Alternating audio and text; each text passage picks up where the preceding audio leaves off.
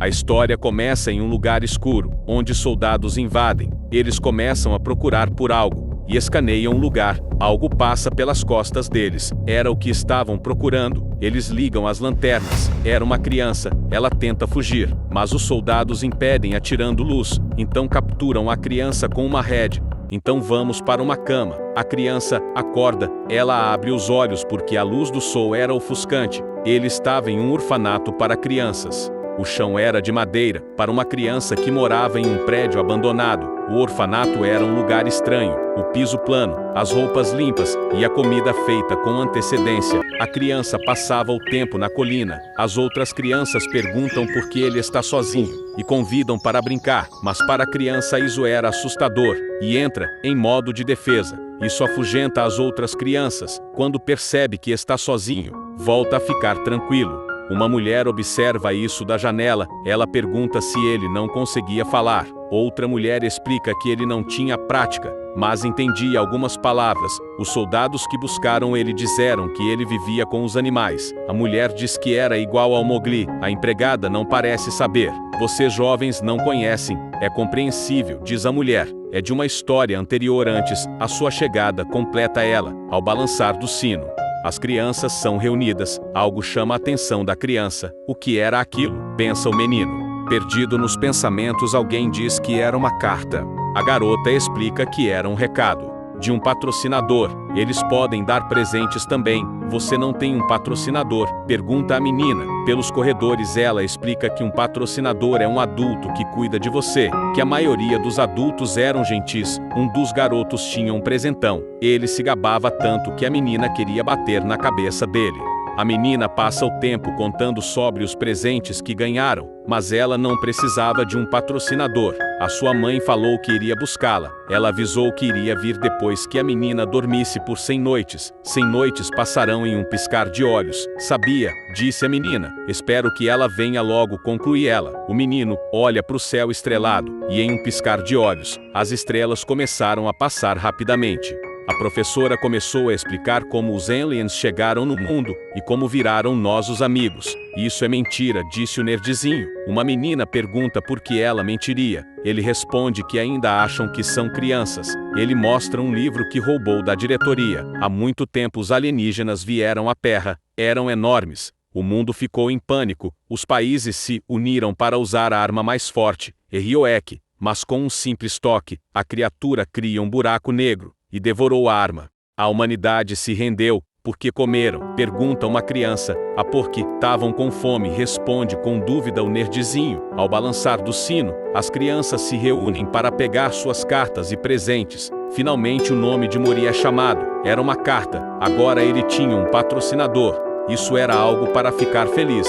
Mas alguém não fica feliz, alguém próximo, alguém que se sentiu traída. Essa revelação deixa a garota muito triste. Ela não quer ver o menino. Mori procura por algo para pedir desculpas. A menina nota algo do seu lado. Mori entrega um biscoito mordido que encontrou. Isso tudo são coisas que você valoriza, Mori, diz a menina. Ela pega o biscoito. Na verdade, 100 noites já se passaram há muito tempo. Minha mãe acha que não sei contar até 100, mas eu sei. Agora estou sozinha, termina a menina. Mori senta atrás dela. Não podia falar, mas seu gesto mostrava que sempre estaria com ela. Isso conforta a garota, que pergunta se pode comer o biscoito, mas o Mori parece bastante interessado nele, levando a momentos de felicidade. A menina pega a carta do Mori para ler, mas só tem escrito a palavra olá, deixando a garota bem frustrada. Mas uma linda flor cai da carta. O Mori percebe ela no chão e aguarda. Durante a noite Mori decide cheirar ela. Seu cheiro era incrível. Isso faz ele pegar no sono.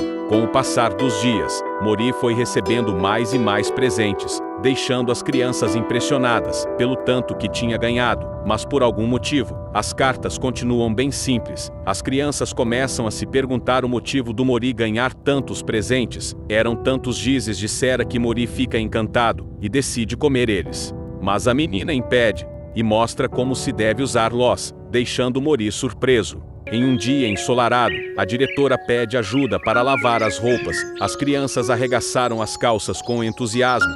A alegria e os dedos enrugados eram contagiantes, menos para a garota, que pergunta do motivo disso ser incrível, mas a sensação deixa Mori tão feliz, que decide usar as mãos para lavar as roupas. Pisava tão forte que respingava. Uma voz chama a menina. Ela se vira. A figura distante só podia ser ela, aquela que a trouxe ao mundo. Ela corre pela grama em sua direção, os braços abertos a esperando. Um forte abraço da saudade que sentia da sua mãe. Aquela sensação que Mori nunca tinha experimentado. O amor de sua mãe. Dina diz para ele se cuidar, manda ele não comer rápido, e entrega sua bolsa e botas, e lhe dá um forte abraço, dizendo para que seja feliz. Ele não entendia essas palavras, mas compreendia essa sensação, e a abraça de volta, após a partida de Dina. A criança voltou a se sentar na colina, mesmo com saudade de sua amiga. Ele não se sentia sozinho, pois as cartas e presentes encomendados por alguém estavam do seu lado. O manto era tão quentinho quanto a luz do sol, os gizes e o boneco eram diversos, e as cartas eram cheirosas igual a flor. Mas algo vem em sua mente, as teorias dos seus colegas sobre seu patrocinador. A felicidade da Dina com a sua mãe, então veio em sua mente. Será que o patrocinador é a sua mãe? A criança colocou as suas coisas na bolsa que sua amiga lhe deu, e à noite saiu do orfanato, dizendo adeus ao orfanato ao longe. Ele deu um passo, e outro, e mais um, e partiu em um caminho desconhecido, para conhecer sua mãe. Em um vagão de trem, Mori pega uma carona com animais. Ele acaba sendo acordado, sentindo a brisa do vento no rosto. O trem que havia embarcado sem pensar, já tinha levado em uma longa viagem, em direção à sua mãe, mas decide seguir a pé, e se despede do senhor trem, mas quando se vira só tem um mar de areia. Mori não se abala, e caminha pelo deserto, entretanto percebe um tremor, e ao longe vê um grupo de criminosos indo na sua direção, indo roubar o seu like e inscrição. Ele tenta correr, mas é cercado. Então ao longe, do topo de um penhasco alguém vê isso. Depois de cercarem Mori, os criminosos percebem que era um humano. Eles se perguntam por que Mori era tão pequeno, e se valeria alguma coisa. Porque não comemos só um pouquinho? É tão pequeno que ninguém notaria. Apenas uma perna, diz o criminoso, mas então um brutamonte bate nele, dizendo que ele não pode tocar no Mori. O capanga pede desculpas pro chefe. O chefe resmunga que Mori não cobria nenhum buraco no dente. Ele percebe algo, mas antes de terminar, um dos capangas leva um tiro na cara. Aquelas balas eram conhecidas. Aquele que observava aparece atirando. Era um Iron. O chefe fala para ficarem calmos, e eles começam a disparar contra o Iron, mas ele desvia com facilidade, deixando o chefe putaço, que avança, em um confronto direto, causando uma explosão. A poeira abaixa e o chefe estava de pé, mas embaixo da sua mão não tinha ninguém. O Iron aparece no céu, carregando um disparo tão forte, que desintegra o chefe, afugentando os capangas. Então ele percebe Mori. Eles se encaram. O Iron pergunta o que era isso. Mori entra em modo de defesa, mas o Iron só pede para sua Iaia escanear Mori, e descobre que era uma criança humana.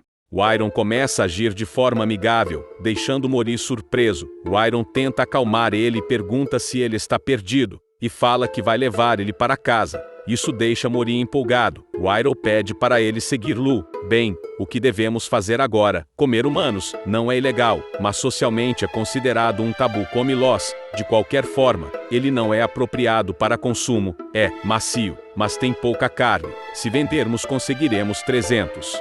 Não é um mau negócio, e se vendermos pros cavernas? Ele seria usado como brinquedo. Ele tem roupas bonitas, se colocarmos em um leilão. O que é isso? O Iron percebe algo. Ele toca na capa, e fica cagado de medo. Ele diz que está tarde, e tem coisas para resolver, e que Mori consegue encontrar seu próprio caminho, e mete o pé o mais rápido possível. O Iron fala que quase arruinou a própria vida, por causa daquele símbolo. Aya chama ele de arregão. Esse susto secou a minha garganta. Valeu cara, perai, tem coisa errada. Mori acaba pegando uma carona. O Iron pergunta como ele chegou ali, e tenta jogar Mori para fora da moto, mas uma pedra acaba fazendo eles capotarem. Quando o Iron acorda, ele está coberto pelas cartas, e o brinquedo do Mori.